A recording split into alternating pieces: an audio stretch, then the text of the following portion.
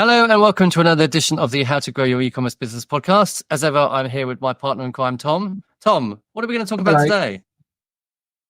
Well, I thought we might talk about email today, Trevor. Email. Does anyone still use email, Tom?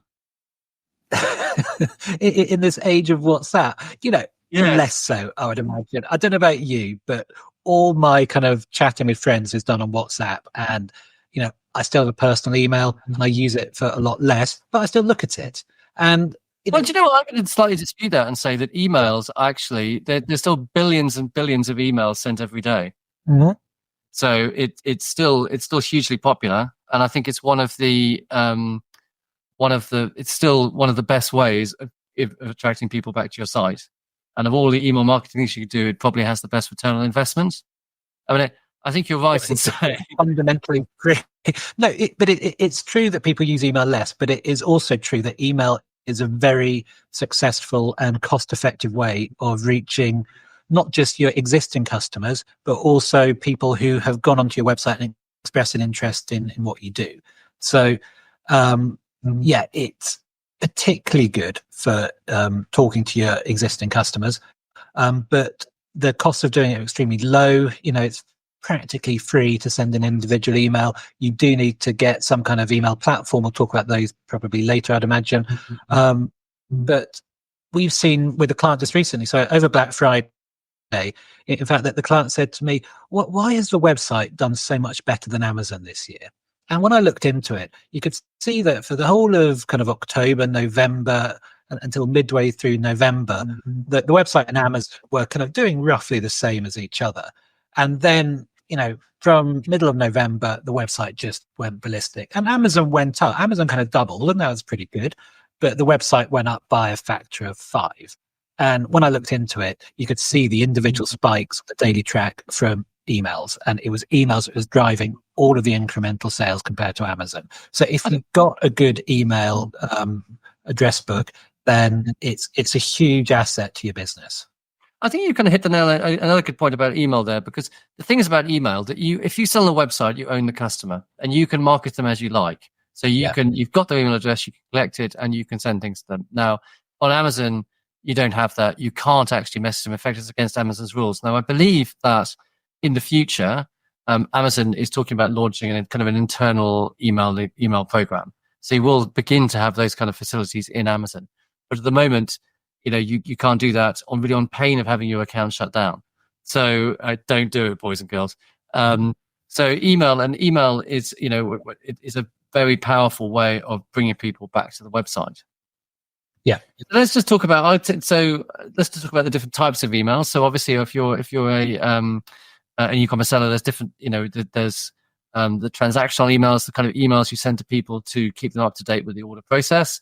I mean, people really expect this, and in fact, you're just allowed to send emails to people as part of the order process. You have a legitimate reason for doing it.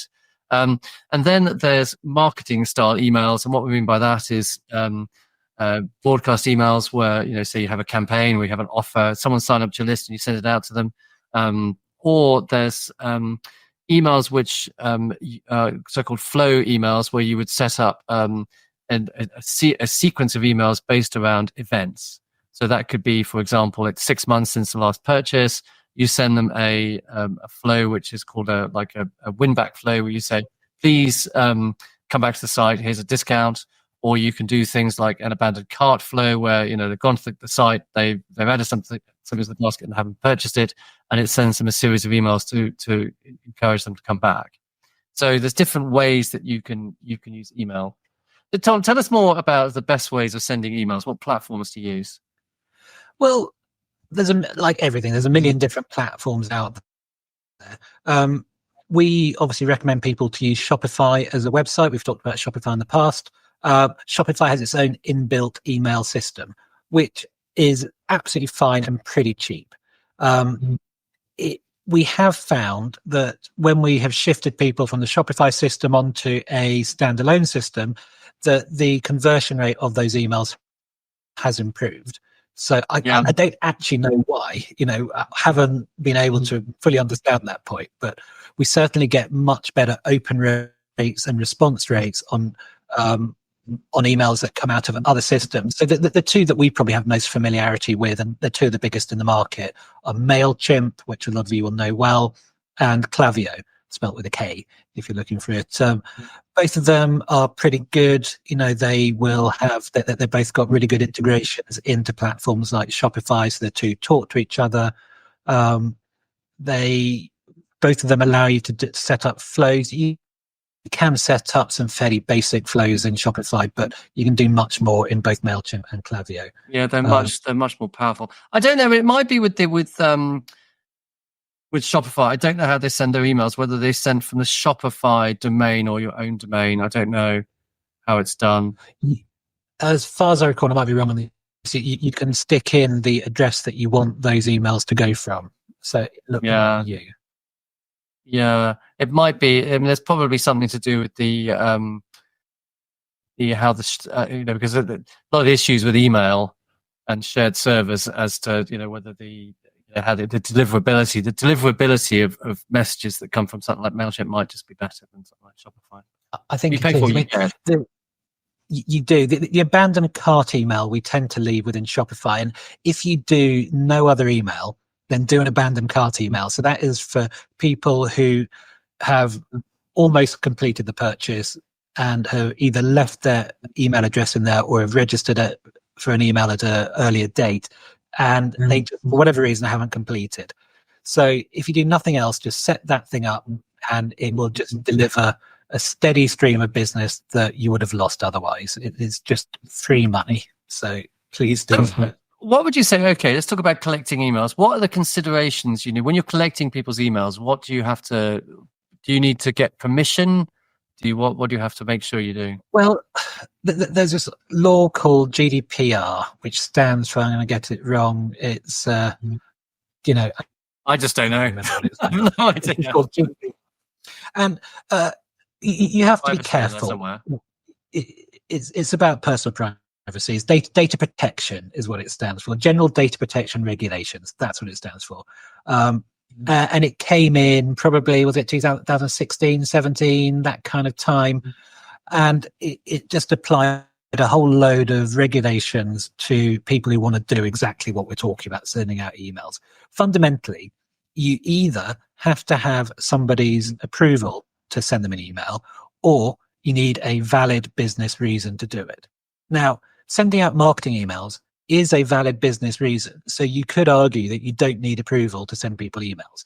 Now, it's often a good thing to do, because what you want is those customers to like you enough to buy stuff from you. So if you cheese them off by bombarding them with spam, they're not going to buy from you. So it's just counterproductive. But think about and understand the GDPR considerations in particular.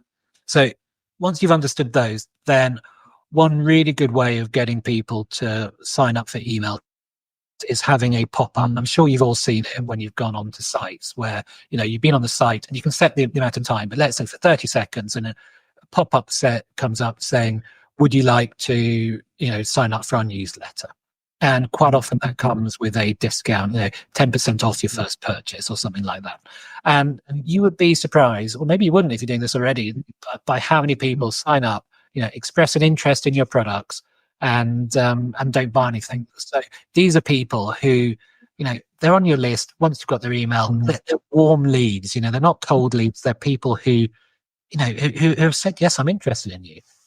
Well, I think it's interesting at this point here that the reason that people, that businesses give people a 10% discount on email is because one of the things that having a big mailing list is an asset to a company, and they're willing to spend money to get it.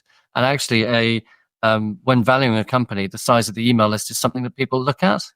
Yeah. So it's very important, though. You don't have to put an incentive. You will still get people. You'll get a lot more people signing up if you have an incentive.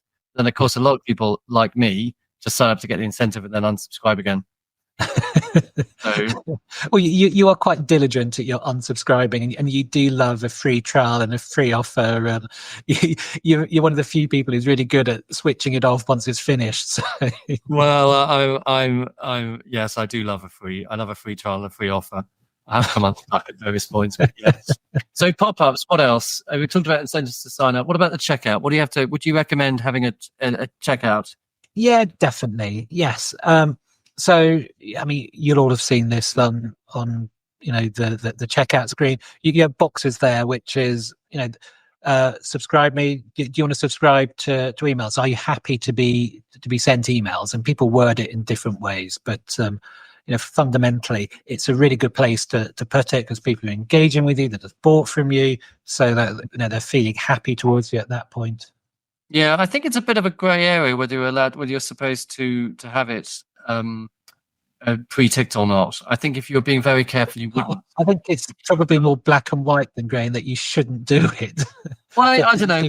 I'm a little bit. I mean, the thing is, I think as long as you're respectful of people's information, you'll be all right. I mean, but they don't quote me on that. Which isn't necessarily something I'd hold up in court, but no. But you've got to remember, if you're an e-commerce, a relatively small e-commerce seller, right? You're not, the people they're looking after are the people who are harvesting millions of emails. Yeah. Right. That's the people, or Facebook or someone like that, who are really taking the piss. If you are, just and if you are, sending people who bought from you and you pre-tick the box, you will get an awful lot more people sign up. Though you've got to tell. I mean, the problem with the pre-selecting it also is people may not realize they've signed up, and they get this email and they get upset and they'll send it to spam. So that may be a problem with it. So your spam rate will go up. So you've got to look at that. So what about? What I was just about to talk about, I mean, we talk about emails, but text messages, SMS, it is also a way of reaching customers, and the conversion rates tend to be better, which I think is because people just don't get as many texts. It's maybe a bit more personal. It comes through, on your phone. You get a notification. It's something you're looking at all the time. So yes, you can do SMS. Yeah, you can do SMS. I've done a lot of it. Yeah. But I think we need to do more of it, because it's another way of reaching people where they are kind of actually showing attention, which is their phones. Indeed, I think also WhatsApp. I mean, the businesses are starting to launch. WhatsApp has launched business channels that people can subscribe to, and I think that's going to be big, because in China, it's WeChat is the biggest app, and that is all about. That's a WhatsApp style app, and that's, I think, what everyone's hero Elon Musk was trying to do. Turn Twitter into the everything app, which people pay for and everything. Yeah, I don't think he's going to get there. I think he's heading in the wrong direction for that. But that's yes, I think he is. I think he is heading in the wrong direction for that. Okay, well, how do you maximize kind of the deliverability of emails? Well, you need to spend. Okay, so deliverability is really important, right? So you need to. I'm only going to touch on some of the things that you need to set your mails account. You need to set your emails up carefully. There's a series of authentication steps, which I can't remember off the top of my head, that the attributes you need to add to your domain, which will verify the email. And you'll go, if you go into something like Mailchimp, it will have a series of steps you need to go through. You need to make sure you do that. By not, if you get double opt-in for things, and so opt-in means that you add them to the list, and then your list, and then they get a second email, which they then have to verify. You will have fewer people in your list, but they will be of a higher quality. And you will, what you want to try and avoid is lots of people marking you as spam. And so, what happens is the email inbox providers like Gmail, like Microsoft, they basically mark email domains, and they mark IP, people who send emails. And if they see that you're sending too much spam, or it gets, too many things are, rejected as spam, then they will blacklist your domain, and things will go straight into the spam box. So you need to watch the percentage of things that make sure you're and also too many things bounce. So if you've got too many old emails that are bouncing, or too many emails that haven't opened, all these things, I'll look at that and I'll think, oh, this is a bad actor, and I'll start to downgrade your emails. So you need to keep your so-called list hygiene. So remove old people, remove emails that are bouncing, remove and send relevant emails to people who have opted in. and then then you should that should keep your deliverability high. And also say go through the setup stages that your mail provider recommends. So Tom, tell me about, okay, so now we've talked about really kind of setting up, collecting emails. We've talked about the deliverability, writing emails. What is best practice for writing emails? Well, remember that people are busy, and get to the point. No one's going to read an essay from you. It is okay to send people emails that are information only and for education rather than kind of an offer or something like that. But it's got to be short and interesting and punchy and something they can skim through pretty quickly, because you're taking up their time. And if it's too long, they're just going to forget about it. You obviously generally want them to click through to your site. So you need to put in links to your site. The more times you put those in, the better. You can put them at the top, the middle, the end, or at several points through the middle. So there's a point that you scroll multiple times as opposed to lots of different links. So just have correct. Keep it on one theme. Don't have too many offers on the same email. Yeah, and when you're creating a link, think about which page you want to link it through to. So, do you want to create an email landing page with maybe a specific offer on it? So, or think about where you're sending them and make it relevant to the copy in the email. I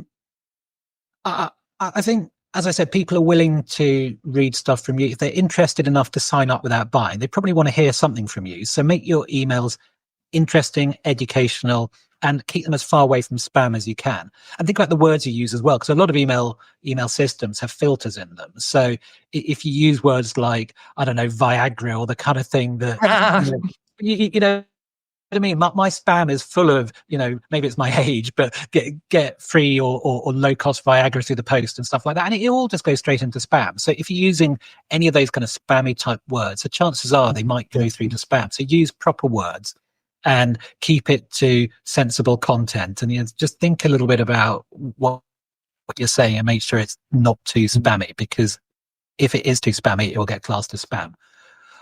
You can send frequently. It has been said that you cannot send too many emails. Now, what too many emails means, it probably varies from person to person, but one a week is not frequent. One a day is probably getting close to being frequent. I think it's fair to say most brands don't send out enough emails. Yeah, I think that is what that means. You can't send them out. I mean, you obviously can send them out too frequently, but I think most brands don't. I mean, sending out, you should be sending out one a week at least. Yeah, at least, not more. Yeah, and keep an eye on the percentage of people who are unsubscribing from your list. That's a sign that you're sending out either the wrong content or too much. If you send out a big email and loads of people unsubscribe as a result, you're probably doing it wrong. Offers via email work really well. So you can set up your emails so that if someone clicks through on the link, then it automatically applies a discount code. That can be a good way of doing it. That can improve your conversion rate. So we've seen huge success with clients where there's not even a huge offer, save 10%, save 15%, but just timed at the right time. That can be a really good thing to do. And make sure that whatever you want your customer to do, make it clear and obvious. So what is the call to action? Ask yourself that for each email. Don't just send out an email because you think, I've not sent out one this week. Think, what do I actually want my customers to do? Do I want them just to read it? Do I want them to go to the site? Do I want them to buy something? Think about what your aims are and make sure your calls to action are clear. So, Trevor, you're our email guru. What would you do? What would you do today if you just set up a website and you didn't do anything else? What's the one thing? Okay, so I think it's important to start building your list as soon as possible, right? So have a pop-up. I personally would probably pre-tick the box on the checkout. Start building up your list, right? Set up your abandoned cart emails, because that is the biggest. So I think that, I can't remember what the figures are, but you will win if you set up an abandoned cart email. So that sends out an email to people that didn't complete the checkout. Then a proportion of those people will check out. I mean, I can't remember. It might be as high as 10%, but it would be it's for no cost you'll get extra sales. We've seen across clients it is between 5 and 10%. Yeah, I mean, it's just absolute sit there and no-brainer. send people. Absolute no-brainer. I would also look at your transactional emails and make sure that the messaging on those is good. Have the, make sure you've got branding on them, and you've got links. You've customized your transactional emails. And finally, I would think about do some of this simple flows. So a flow would be something like, someone signs up to your account, to your mailing list. You send them typically you'd have a welcome flow, which what it says, try and get that second order from them. You send them a series of emails, which introduces yourself and then says, okay, here's a discount, for a product, to get them to do that second order. Another one would be a Winback flow, where you email people after, say, 3 months or something, and get them to do a flow. So I think it get them to do a purchase. So I think that they are, the simple things to get you started, particularly if you're not collecting email addresses. Start doing it today, because it takes time, and it's an asset for your business. Yeah. So my only other thought is email doesn't work for everyone. So, Trevor and I ran a baby retailer. We didn't get a lot from email at all, even when we, sent out regular emails. Quite a little bit is worth doing, but only just. Whereas there's other businesses which, really is the key thing that powers their business forward. So if you have kind of either products that are repeat products, or if they are kind of desire-based products, or if they're need-based, where you're showing people things that they don't necessarily know exist, then all those kind of things can really create good returns. So, let's say you make, I don't know, golf equipment, and each week or each month you dangle your latest sexy club in front of your email list. And those people are going to, hopefully feel that desire, and think, yeah, I really want that. So think about how your customers behave, and how you can best use email to either awake their desire or their need. So, for instance, we've got a client who make products for, people with Alzheimer's and dementia. Most people wouldn't know these products exist, but when we put them in front of people, they see them and go, God, that'd be really useful for my nan. So think about. I had a friend who ran a company selling knitting patterns, and they got most of its sales from email. I mean, because it's a thing, this month's knitting patterns. Buy these, they just wanted to make knitting. Yeah. So it does work. So Tom, what are you got? It's the inspirational part of the podcast, where you have to, reveal what's inspired you recently. What has inspired you recently? Well, I was quite inspired. I went with some friends and the good lady wife to theatre show down in St Albans Amphitheatre, which is kind of the ruins of a Roman amphitheatre, but there's quite a lot of it left. And it was a Christmas Carol, the classic Charles Dickens story, so quite kind of seasonal. But there's only 4 of them who ran this whole show, and 4 actors, and they just worked really hard. They did something like 4 shows a day, and they rotated who they played, apart from Scrooge, who stayed as Scrooge, but they just put so much effort into it. And I just thought it's a really good lesson for how, with a small team, you can make yourself appear bigger than you are. It's only at the end when they took the bow. So I thought, there is only 4. So I think we're not the biggest company, there's more of us than 4, but not that many more. And I think you can make yourself appear bigger than you are if you just work at it. And hopefully we do that. And do more with less. So I'm looking. So I'm looking. I for some reason I've got something stuck up in front of me about Ernest Shackleton, who's one of my heroes. So I think I know he's a great hero, but he's also, he was a bit insane. All his talk was a bit insane. But you can get a Lego have just produced a Lego version of his ship of the Endurance. Is it when it was floating, or is it now that? It's very much. It's before. It's not in its present state. So yeah, I don't think I'm getting that for Christmas, but I was as ever. I was inspired by it. Though, do you know, having said that, I think going to the South Pole was such a lunatic thing to do. I think we need to remember that it was pretty spectacularly dangerous. And it was so lucky to get back, but that's why it's such a great story. At any one point, they could have gone totally tits up, and it very nearly did. It was so lucky. I do find that inspiring. Essentially, they went to the South Pole and wearing tweeds fundamentally. So that was their cold weather gear, and then they all died. They must have been so cold. The thing is, I imagine myself. I imagine myself as an Arctic explorer in another life. Do you know what? But when it gets below about 10 degrees, I'm quite cold. Yes. Imagine 30 below. So it's a bit. I was reading a book about him. It's they were making their way back. So they had no food. They were skin and bone, 1,000 miles from anywhere. It was minus 40, and they had the shits. I mean, does life get any worse than that? And they were, It really doesn't. I mean, anyway. Well, thank you for sharing that thought with us. Merry Christmas, Tom. I think on that note, Merry Christmas. See you next year. Bye.